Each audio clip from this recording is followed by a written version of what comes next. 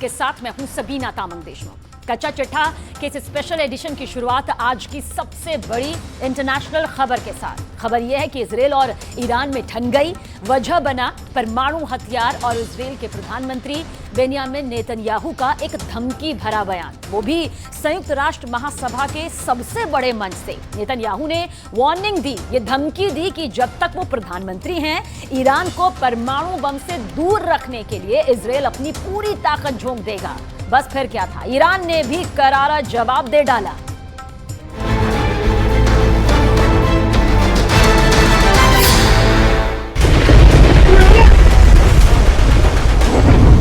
Video number 1।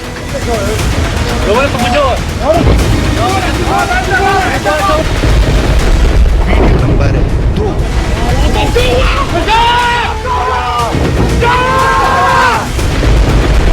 Video number 3।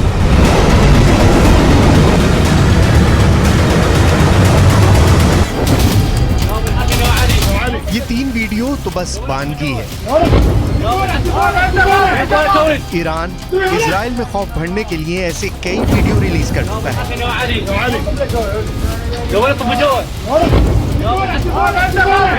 ये video Israel के लिए किसी चेतावनी से कम नहीं। ईरान ने इजराइल को खुली धमकी दे रखी है, अगर उसने ईरान के परमाणु ठिकानों की तरफ देखा तो उसके शहर तेल अवीव को तबाह कर दिया जाएगा।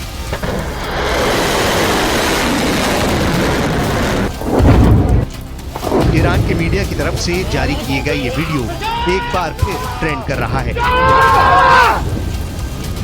वीडियो में दिखाया गया है कि कैसे ईरान के मिसाइलों ने मोर्चा संभाल रखा है।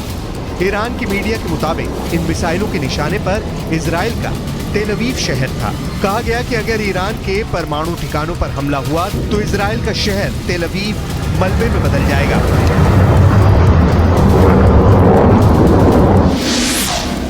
इजराइल को धमकी दी गई है कि उसके हमला करने वाले विमानों को उतरने के लिए जमीन तक नहीं बचेगी, यानी अगर वो हमले के बाद बचकर लौट भी गए तो इजराइल में लैंड नहीं कर पाएंगे। ईरान इजराइल की बरसों पुरानी दुश्मनी बहुत ही खतरनाक मुकाम पर पहुंच गई है। वजह बना है इजराइल के प्रधानमंत्री बेंजामिन नेतन्याहू का संयुक्त राष्ट्र महासभा के मंच से ईरान को दी गई सीधी धमकी।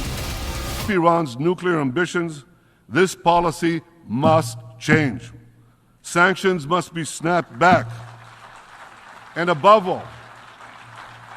all, Iran must face a credible nuclear threat.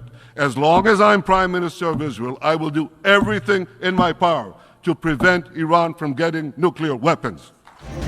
सुना आपने, दुनिया की सबसे बड़ी पंचायत में बेंजामिन नेतन्याहू ने ईरान को परमाणु धमकी दे डाली। नेतन्याहू ने ईरान को परमाणु शक्ति बनने से रोकने की बात कही। सिर्फ इतना ही नहीं, नेतन्याहू यहां तक धमका गए कि उनके रहते ईरान परमाणु बम नहीं बना पाएगा। ईरान को परमाणु बम से दूर रखने के लिए इजराइल अपनी पूरी ताकत लगा देगा।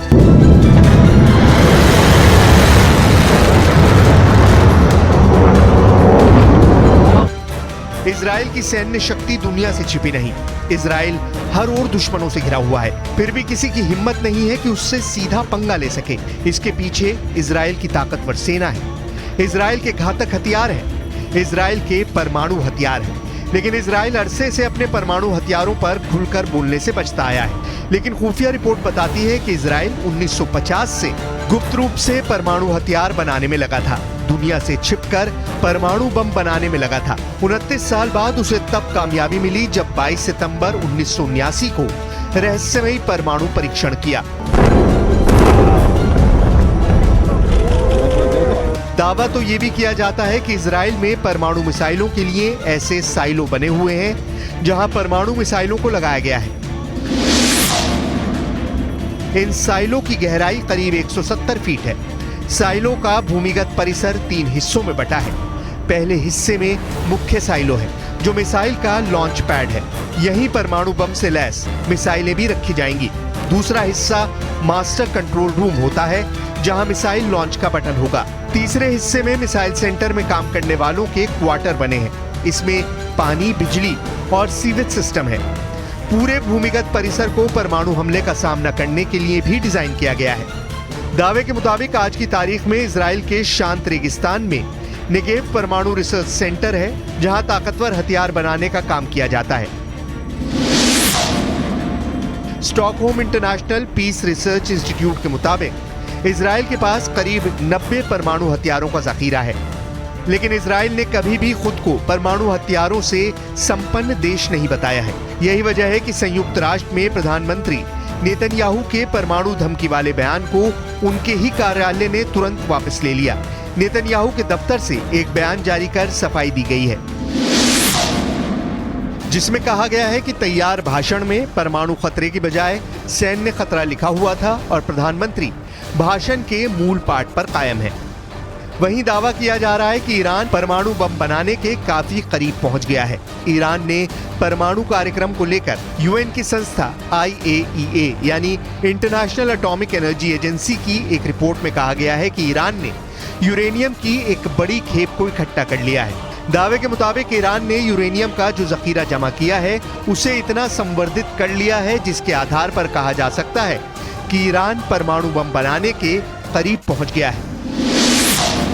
परमाणु बम बनाने के लिए 90% संवर्धित यूरेनियम की जरूरत होती है और IAEA के मुताबिक ईरान 83.7% संवर्धित यूरेनियम हासिल कर चुका है, यानी वो एटम बम बनाने के बेहद करीब पहुंच गया है। IAEA की रिपोर्ट के मुताबिक 2015 में हुए परमाणु समझौते के बाद ईरान के यूरेनियम का भंडार कई गुना बढ़ चुका है। हालांकि उस डील में ईरान के यूरेनियम के भंडार की लिमिट तय की गई थी। IAEA की रिपोर्ट में यह दावा किया गया है कि 15 मई 2022 तक ईरान का कुल यूरेनियम 3,809 किलो तक पाया गया, जो कि अमेरिका समेत कुछ पश्चिमी देशों के साथ हुए ईरान की परमाणु डील में तय की गई सीमा से 18 गुना से भी ज्यादा है। हालांकि अब तक ईरान इस रिपोर्ट को नकारता रहा है, लेकिन इजराइल से मिली धमकी के बाद वो भड़का हुआ है। इसमें कोई शक नहीं है कि पश्चिम एशिया में इजराइल और ईरान एक दूसरे के सबसे बड़े दुश्मन हैं। दोनों ही हमेशा एक दूसरे को मिटाने की धमकियां देते हैं।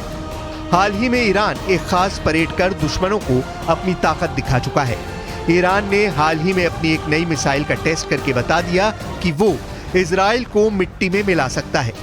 इससे आप ईरान के तेवर को समझ सकते हैं। ये ईरान की नई मिसाइल खुर्रम शहर 4 है, जो टेक्नोलॉजी के मामले में ईरान की बहुत ही खतरनाक मिसाइल मानी जा रही है। खुर्रम शहर 4 की मिसाइल की रेंज 2000 किलोमीटर है और ये 1500 किलो तक का वॉरहेड ले जा सकती है। खुर्रम शहर 4 इतनी सटीक है कि मिसाइल अपने टारगेट के 30 मीटर के दायरे में गिरती है।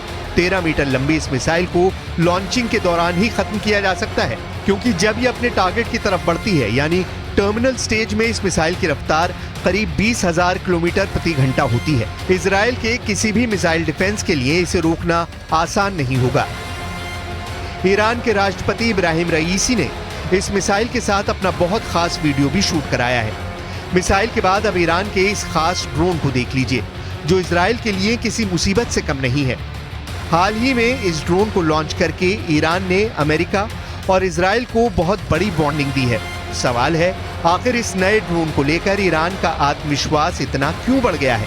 आगे बढ़ने से पहले इसका जवाब जान लीजिए। ये ड्रोन गाइडेड बम से लैस है। ये drone anti tank guided missile से लैस है। इस ड्रोन का नाम है मुहाजिर 10 और यही ड्रोन पूरी दुनिया को दिखाकर ईरान ने 2 देशों को बहुत ही खतरनाक चुनौती दे दी है। एक है अमेरिका और दूसरा है इजराइल। दोनों ही ईरान के कट्टर दुश्मन माने जाते हैं। ईरान के डिफेंस शो में मुजाहिर 10 को जब दुनिया के सामने लाया गया तो इसकी तुलना अमेरिका के MQ-9 ड्रोन से की जाने लगी। MQ-9, जिसे प्रीडेटर B ड्रोन भी कहा जाता है, ये वो ड्रोन है जिससे अमेरिका ने अफगानिस्तान और पश्चिम एशिया में अपने बड़े बड़े टारगेट को खत्म किया है। इसमें अलकायदा का चीफ अल-ज़वाहिरी भी शामिल था। लेकिन अब इसी ड्रोन की नकल बनाकर ईरान अमेरिका को चैलेंज कर रहा है। ईरान और इजरायल की दूरी 1800 किलोमीटर है और ईरान का यह दावा है कि मुहाजिर 10 2000 किलोमीटर की रेंज तक हमला कर सकता है। यानी इजरायल एक तरफा उड़ान भर सकता है और वहां एक कामिकाजे ड्रोन की तरह यह हमला कर सकता है। और इसी बात को लेकर अमेरिका और इजरायल घबराए हुए हैं। अगर आप दूरी देखेंगे तो देखिए मात्र 1800 किलोमीटर है और इसकी रेंज की अगर बात की जाए तो वो 2000 किलोमीटर की है। यानी क्योंकि इसी ड्रोन के साथ ईरान का पहला टारगेट बनेंगे अमेरिका और इजरायल और उनके सैन्य अड्डे भी बनेंगे। मुहाजिर 10 ड्रोन की रेंज 2000 किलोमीटर तक है और ये 24 घंटे तक आसमान में मंडरा सकता है। और सबसे बड़ी बात यह कि मुहाजिर 10 ड्रोन 300 किलो वजन तक की मिसाइल और बम अपने साथ लेकर उड़ सकता है। और यही वजह है कि इजरायल और अमेरिका लगातार घबराए हुए हैं।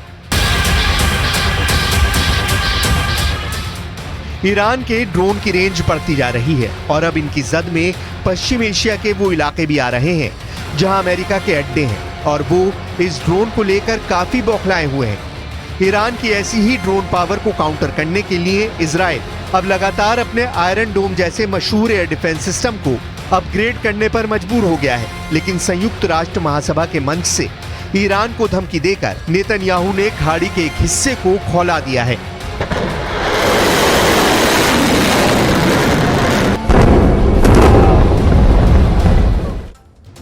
पश्चिम एशिया युद्ध की आग में किसी भी वक्त यहां पर लग सकता है। भारत ने भी अपने दुश्मनों को ठिकाने लगाने की तैयारी कर ली और इसका एक वीडियो सेना ने बहुत ही सीक्रेट एयरबेस से सामने आया है। आपको ले चलते हैं तमिलनाडु के राजाली एयरबेस, जहां की तैयारी देखकर पाकिस्तान और चीन बहुत परेशान हो गए हैं।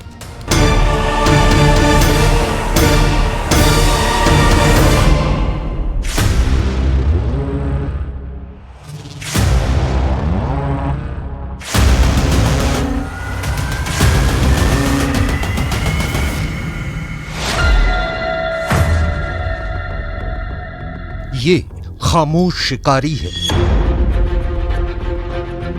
ये घात लगाता है, दुश्मन पर लगातार नजर रखता है और जब हमले का वक्त आता है तो ये चूकता बिल्कुल नहीं। ये है भारतीय नौसेना का MQ-9B प्रीडेटर ड्रोन। इसे सी गार्डियन भी कहा जाता है। ये पहली बार है जब नौसेना ने अपनी इस ताकत की तस्वीर दुनिया को दिखाई है। ये ड्रोन हजारों मीटर की ऊंचाई से सरहदों की निगरानी करता है और अब बहुत जल्द दुश्मन की पनडुब्बी को डुबोने में काम आएगा। नौसेना में 3 साल ऑपरेट करने के बाद ये ड्रोन 13,000 घंटे के मिशन पूरे कर चुका है। भारत ने अमेरिका से ऐसे 2 ड्रोन लीज पर लिए थे और अब ये ड्रोन हिंद महासागर की 24 घंटे निगरानी कर रहे हैं। इसको शिकारी क्यों कहा जाता है?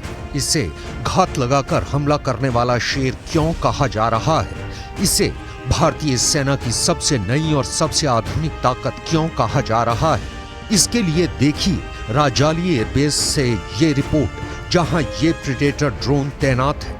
यहां से ये हजारों किलोमीटर तक समंदर यानी हिंद महासागर पर निगाह रखते हैं। इन ड्रोन का खौफ अमेरिका के दुश्मनों में बहुत ज्यादा रहा है। पाकिस्तान से लेकर अफगानिस्तान और यमन तक अमेरिका ने अपने कई दुश्मन इसी ड्रोन से निपटाए हैं। अब ये ड्रोन भारत के पास भी है। इसका अटैक वर्जन भी भारत जल्द ही अमेरिका से खरीदने वाला है। रिपोर्ट के मुताबिक भारत अमेरिका से 31 MQ-9B ड्रोन खरीदेगा। इसमें 15 ड्रोन भारतीय नौसेना के लिए होंगे। इसमें 8 ड्रोन एयरफोर्स के लिए होंगे और 8 ही ड्रोन आर्मी यानी थल सेना ऑपरेट करेगी। ये ड्रोन गाइडेड मिसाइल और लेजर बम से लैस होंगे और निगरानी के साथ दुश्मन पर हमला भी करेंगे। India has vast EEZ of 2.37 million square nautical miles and around 80% of the world's maritime oil passes through the Indian Ocean. Indian Navy has a need to ensure the safety and security of the EEZ while ensuring the lawful use of the high seas. 15 of these aircraft will provide the Indian Navy to cost effectively maintain a strict vigil over the areas. जब से भारत और America के बीच MQ-9B के attack version को लेकर बात हुई, 2 देश बहुत ज्यादा घबराए हुए हैं। जाहिर है इनका नाम है पाकिस्तान और चीन। इन दोनों मुल्कों में MQ-9B ड्रोन की ताकत पर बहस हो रही है। इससे बचने की तरकीब खोजी जा रही है। युद्ध के हालात में ये ड्रोन LOC के पार POK में भी अटैक करेगा। ये ड्रोन LAC के पास चीन के अड्डों को भी नहीं बख्शेगा और समंदर में ये चीन और पाकिस्तान के जंगी जहाजों और पनडुब्बियों पर हमले का पूरा माहौल तैयार कर देगा। ये ड्रोन अभी तमिलनाडु के राजाली एयरबेस पर तैनात किए गए हैं। आर्मी और एयरफोर्स के पास आने के बाद इन ड्रोन्स को उत्तर भारत और बाकी हिस्सों में भी तैनात किया जाएगा। ये ड्रोन हजारों किलोमीटर की रेंज में ऑपरेट कर सकते हैं और सबसे खास बात, अगर मिशन नाकाम होता है तो कंट्रोल रूम से इसे ऑपरेट कर रहा पायलट पूरी तरह सुरक्षित रहेगा। MQ-9B प्रेडेटर दुनिया का सबसे खतरनाक ड्रोन माना जाता है, इसमें कोई शक नहीं है।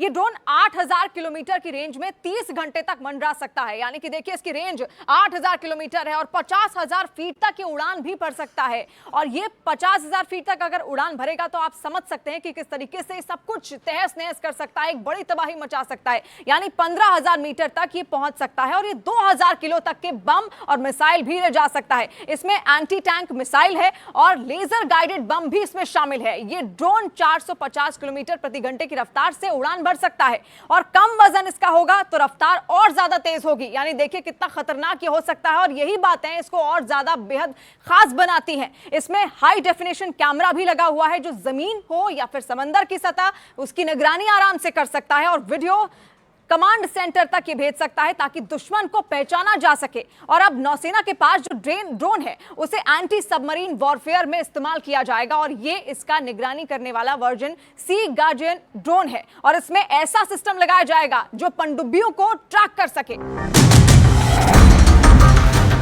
नौसेना के लिए जो MQ-9B ड्रोन है उसमें जल्द ही सोनार वाला सिस्टम लगाया जाएगा जिससे ये ड्रोन समंदर की सतह के नीचे पनडुब्बियों को भी ट्रैक करेगा।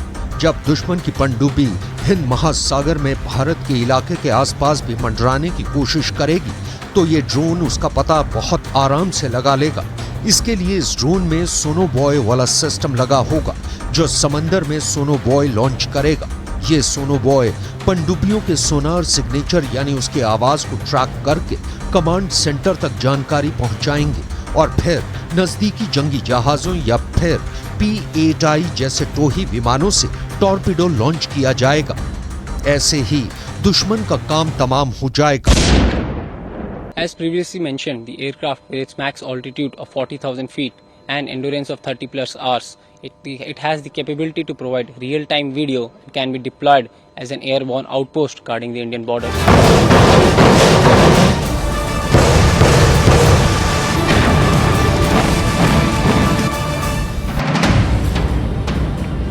एक तरह से चीन को समंदर में सैनिटाइज करने की तैयारी पूरी हो चुकी है। अब सोच रहे होंगे कि कमरों को सैनिटाइज किया जा सकता है, घरों को सैनिटाइज किया जा सकता है, एक मोहल्ले को सैनिटाइज किया जा सकता है, लेकिन समंदर कैसे सैनिटाइज होगा, वो भी चीन से।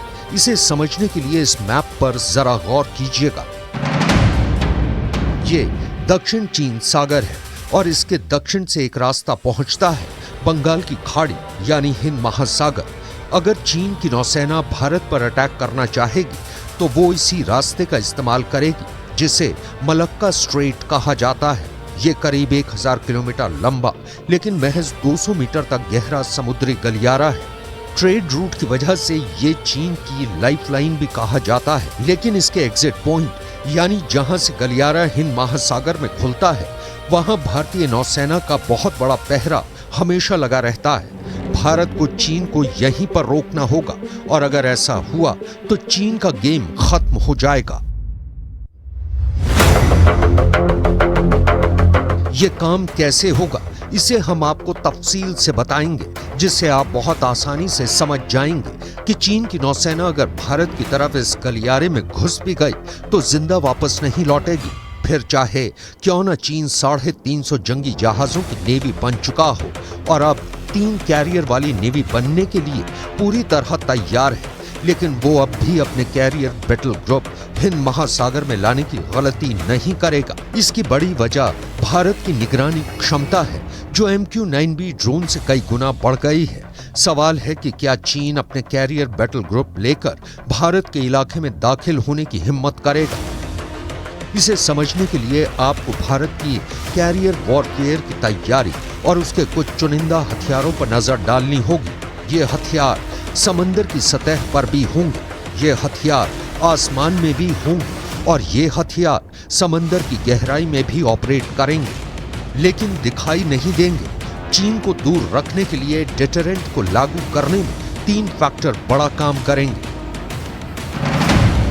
पहला, जियोग्राफी। चीन की नेवल पावर दक्षिण चीन सागर तक महदूद रह जाती है।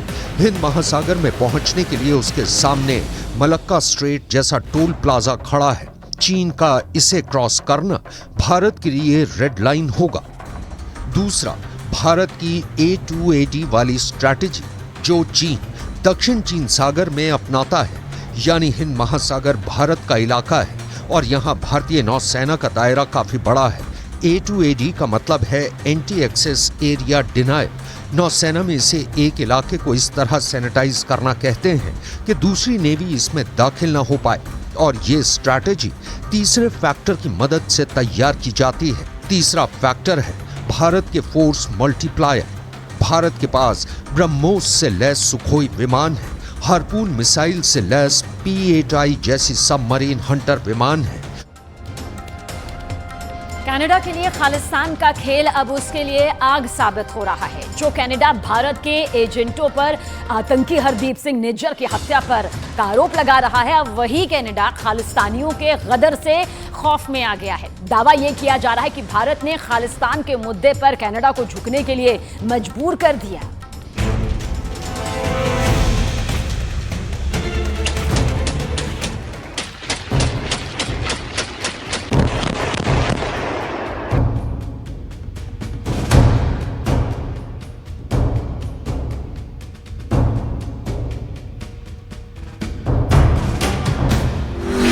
झुकेगा कनाडा, झुकाने वाला आ गया।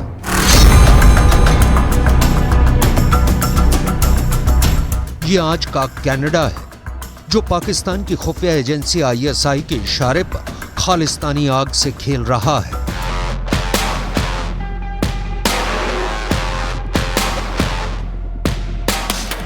ये आज का कनाडा है, जो भारत को खालिस्तानी आग में जलाने की साजिश रच रहा है। कनाडा में भारत का तिरंगा झंडा जलाया जा रहा है।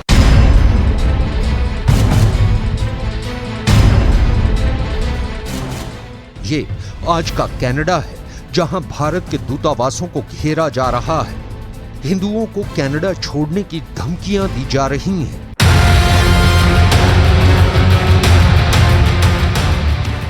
खालिस्तानी आतंकी हरदीप सिंह निज्जर की हत्या पर घड़ियाली आंसू बहाने वाले ये कनाडा के वही प्रधानमंत्री जस्टिन ट्रूडो हैं, जो प्रधानमंत्री की कुर्सी से चिपके रहने के लिए खालिस्तानी आतंकियों को खुदा मानने लगे हैं। Over the past number of weeks, Canadian security agencies have been actively pursuing credible allegations of a potential link between agents of the government of India and the killing of a Canadian citizen, Hardeep Singh Nijjar. Khalistan को हथियार बनाकर Canada ने बहुत बड़ी गलती कर दी है। खालिस्तान के नाम पर मुट्ठी भर सिरफिरों के चक्कर में ट्रूडो ने अपनी मिट्टी पलीत करा ली है। जस्टिन ट्रूडो का खालिस्तानी खेल अब पाकिस्तानी साजिश से जुड़ता जा रहा है। खबर तो यहां तक आने लगी है कि पाकिस्तानी खुफिया एजेंसी ISI के इशारे पर खालिस्तानी आतंकी हरदीप सिंह निज्जर की हत्या की गई। अब आप जरा ये देखिए कि कैसे एक आतंकी की हत्या को कनाडा के प्रधानमंत्री ने भारत के खिलाफ खालिस्तानी हथियार बनाने की कोशिश की है। ISI की खालिस्तानी साजिश, कनाडा बना पाकिस्तान।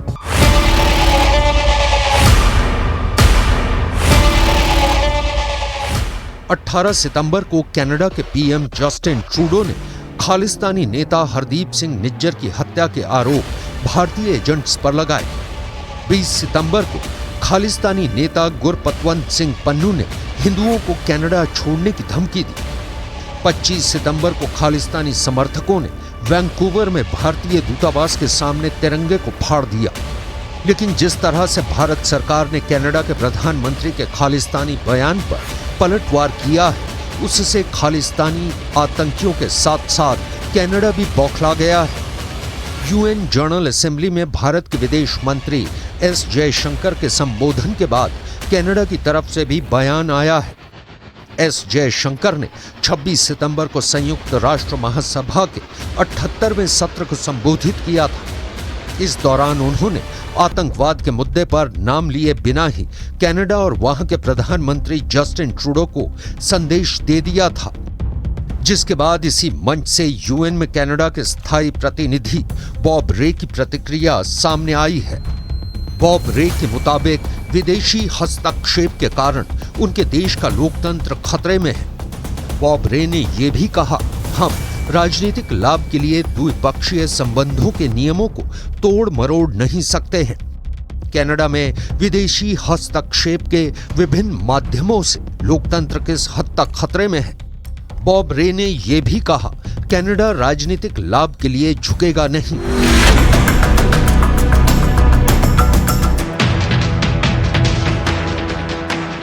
यूएन में कनाडा के स्थायी प्रतिनिधि बॉब रे को ऐसा बयान इसलिए देना पड़ा क्योंकि 26 सितंबर को भारत के विदेश मंत्री जयशंकर ने यूएन में कनाडा और खालिस्तानियों की धज्जियां उड़ा दी थी। संयुक्त राष्ट्र महासभा में एस जयशंकर ने साफ कहा, वो दिन चले गए जब कुछ देश एजेंडा तय करते थे और दूसरे देशों से उसके हिसाब से चलने की उम्मीद करते थे। विदेश मंत्री जयशंकर ने पलटवार करते हुए ये भी कहा, हालांकि अभी भी कुछ देश ऐसे हैं जो एजेंडा को शेप देते हैं और नियमों को गढ़ने की कोशिश करते हैं, लेकिन ऐसा हमेशा नहीं चल सकता। अब हम आपको ये बताने जा रहे हैं कि कैसे भारत सरकार ने एक तरफ कनाडा के प्रधानमंत्री की बोलती बंद कर दी है, तो वहीं दूसरी तरफ एनआईए ने 7 राज्यों में 51 जगह पर जबरदस्त छापेमारी करके खालिस्तानियों की कमर तोड़कर रख दी है। कनाडा भले ही कहे कि वो भारत के आगे झुकेगा नहीं, लेकिन भारत ने कनाडा को झुका दिया है।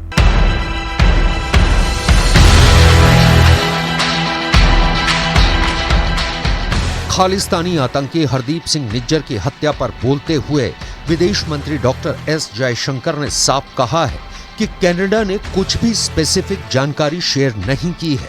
कनाडा को लताड़ते हुए जयशंकर ने दो टूक कहा कि कनाडा में पिछले कुछ सालों के भीतर अलगाववादी ताकतों के चलते काफी हिंसा हुई है। जयशंकर ने यहां तक कहा कि हमने कनाडा से चलने वाले संगठित अपराध और उसके नेतृत्व के बारे में काफी जानकारी दी है। प्रत्यर्पण की कई रिक्वेस्ट भी पेंडिंग है। कई आतंकवादी नेताओं की भी पहचान हुई है, लेकिन खालिस्तानी आतंकियों के वोट बैंक के लालच में कनाडा आंखें मूंदे बैठा है।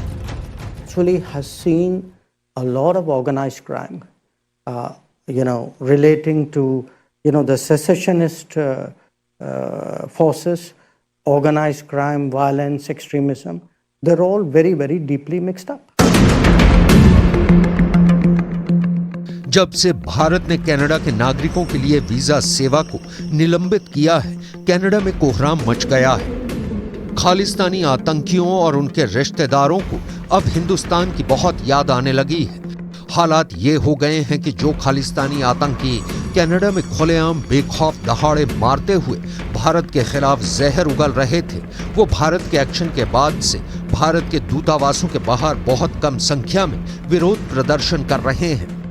आतंकी पन्नू भले ही हिंदुओं को कनाडा से भगाने की धमकी दे रहा हो, लेकिन हकीकत में भारत ने खालिस्तानियों की अकल ठिकाने लगा दी है।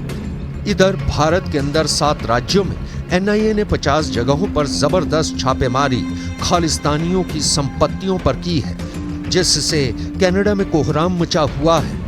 आतंकी और गैंगस्टर गठजोड़ के खिलाफ एनआईए की ये बड़ी कार्रवाई 7 राज्यों में चल रही है। पंजाब के मोगा, भटिंडा और फिरोजपुर में एनआईए ने ताबड़तोड़ छापे मारे हैं, जबकि राजस्थान के 13 जिलों में भी एनआईए की रेड चल रही है। हनुमानगढ़, झुंझुनू, गंगानगर, जोधपुर सहित राजस्थान के 13 शहरों में एनआईए की रेड से हड़कंप मचा हुआ है। मैं बिल्कुल सहमत हूँ जयशंकर से। उन्होंने साफ तौर पे कनाडा को एक किस्म से शीशा दिखा दिया, आईना दिखा दिया है और साफ तौर पे कहा कि पॉलिटिकल गेन्स को मद्देनज़र रखते हुए आप टेररिज्म को प्रमोट नहीं कर सकते। उन्होंने बड़े साफ शब्दों में कहा है कि हमने कनाडा को हर प्रकार से इन्फॉर्मेशन दी है, एक्स्ट्राडिशन रिक्वेस्ट किए, लेकिन उसको कनाडा हमेशा ही नज़रअंदाज करता रहा है और अभी समय आ गया कि हम इसको एक्सेप्ट नहीं कर सकते। हमारे देश की सॉवरेनिटी और इंटीग्रिटी का ताल्लुक है और जो हमारे देश के लिए खतरा है, जो हमारे देश के डिप्लोमेट्स को के लिए खतरा है, जो हमारी एम्बेसीज़ के लिए खतरा है और हमारे क्या कहते हैं कौंसल्स के लिए खतरा है, हमारे हिंदुस्तान के लोगों के लिए खतरा है, हम उसको कैसे एक्सेप्ट कर सकते हैं।